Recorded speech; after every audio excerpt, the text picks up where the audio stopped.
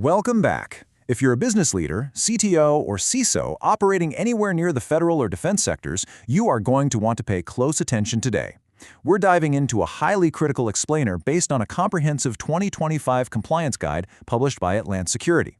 Look, if you've been putting off your federal compliance strategy, or maybe you're just relying on a software tool to magically make you compliant, consider this your wake-up call.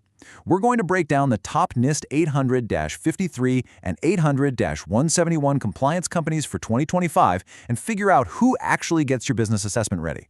I want to start right out of the gate with this really powerful reality check from the source material. You are one defense opportunity away from being asked for 800-171 evidence, one federal cloud deal away from 853 alignment, and really, you're just one supplier questionnaire away from having to prove your CUI boundary is real. The business stakes here are absolute. For executives, this isn't just an annoying IT headache anymore. This is the literal gateway to your revenue. If you can't prove compliance, you simply can't compete. Period. Okay, let's dive into this. Here's our roadmap for today. We'll cover the 2025 compliance reality, decode 800-171 versus 853, look at the true cost of failure, outline how to choose the right partner, and finally, review those top compliance companies. Section 1. The 2025 Compliance Reality. The deadlines are already here.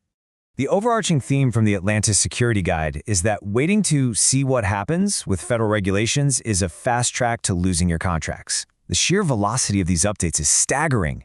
Back in May of 2024, NIST published the final revision of 800-171 Revision 3. If your business handles controlled unclassified information, your security program should already be mapping to those updates today. Then we've got NIST 800-53 Release 5.2.0 arriving in August 2025, which updates baselines for federal cloud and FedRAMP.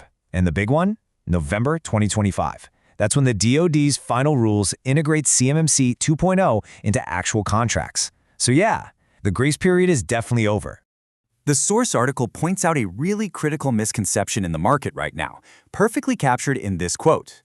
Tools collect evidence. Architects eliminate findings. You know, so many companies buy a flashy compliance dashboard, connect up their systems, and think, great, we're ready. But the guide makes it crystal clear. A dashboard is just going to give you a list of red flags. It won't magically redesign your identity and access management, and it definitely won't fix the underlying architectural flaws that cause you to fail an audit. You need builders, not just software. Section 2. 800-171 versus 853. Decoding the frameworks. Now, if you're a business decision maker, this whole alphabet soup of NIST regulations can be completely maddening. So let's strip away the jargon and figure out exactly which framework your business actually needs to focus on. But first, we have to define this acronym, CUI, or Controlled Unclassified Information.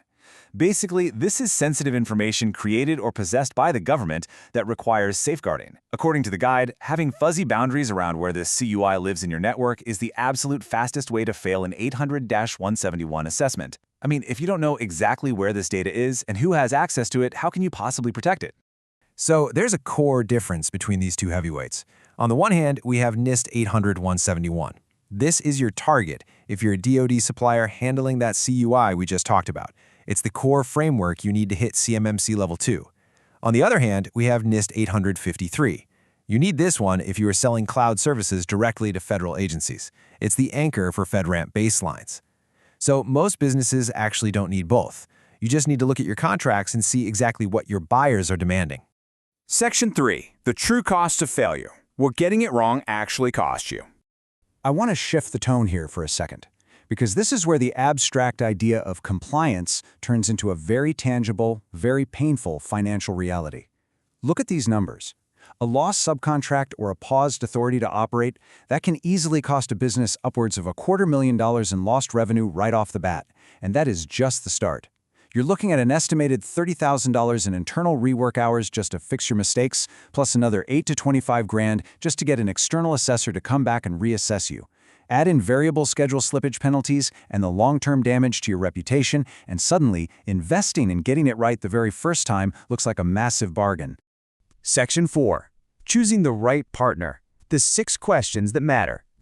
If you want to avoid paying $250,000 for a failed audit, you need a partner who actually solves problems, not one who just sells you a red dashboard. The guide provides this fantastic executive buyer's checklist. When you're evaluating a compliance partner, ask them these 6 questions. 1. Will they actually fix problems or just flag them? 2. Do they understand your specific tech stack? Because SaaS on AWS is very different from on-prem Windows. 3. Can they design a clean, tight CUCI boundary? 4. Are they mapping to the absolute latest revisions, like Rev 3 and Release 5.2.0? 5. Can they prepare you for the upcoming CMMC contract clauses? And 6. Will they still be useful to your security program after the assessment is over?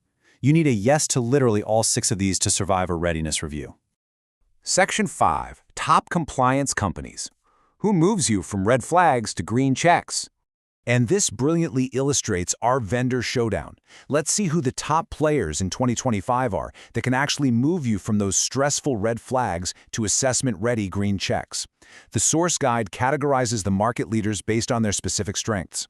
Atlant Security, the author of the guide, ranks themselves as the top choice for architecture and hands-on remediation, meaning they actually go into your systems, build a clean CUI boundary, and fix the code and configurations. Now, if you need FedRAMP and 853 assessments, the guide highlights Coalfire and Shellman for their heavyweight 3PAO capabilities. And for CMMC and 800-171 specific advisory and assessments, they highlight A-Align and Redspin. Notice the big distinction here. Assessors validate your setup. Remediation partners actually build it. Now, you might be wondering about the big software platforms, right? The guide does include platforms like Vanta, SecureFrame, and Drata. And to be fair, these tools are excellent for mapping framework templates, creating shared responsibility matrices, and automating evidence tracking. But the source issues are really strong warning here.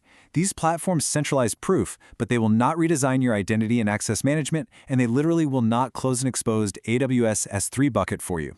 If you buy these tools, you still absolutely need your own internal engineers and architects to do the heavy lifting. To put that into perspective, the guide shares a really telling case study of a precision manufacturing supplier. This company had tried the software tool-only approach. Their CUI was mixed in with internal files, their logging was super thin, and their controls were scattered everywhere. Honestly, they were going to fail. But Atlant stepped in and within 8 weeks architected a tight CUI boundary, centralized their logs, and enforced multi-factor authentication. Because they moved from a tool-only approach to an architect-led program, they actually passed their prime contractor's review and renewed their lucrative subaward. Real game changer for them. Which brings us to the ultimate proof of your entire compliance program, the evidence pack. I love this mantra from the guide. If it is not timestamped and attributable, it did not happen. Period. When an auditor comes knocking, they do not care about your good intentions. They care about policies mapped to requirements, configuration proofs, incident drill minutes, and vulnerability scan cycles. Your evidence pack is your shield. So, I'll leave you with this provocative question as we wrap up this explainer. Look closely at your current operations right now and ask yourself, is your compliance setup truly assessment ready, or are you just staring at a collection of red dashboards hoping the rules get delayed? The 2025 deadlines are literally already here. The financial stakes have never been higher, and your next big defense or federal contract is absolutely depending on the choice you make right now. Thanks for joining me on this explainer, and keep learning.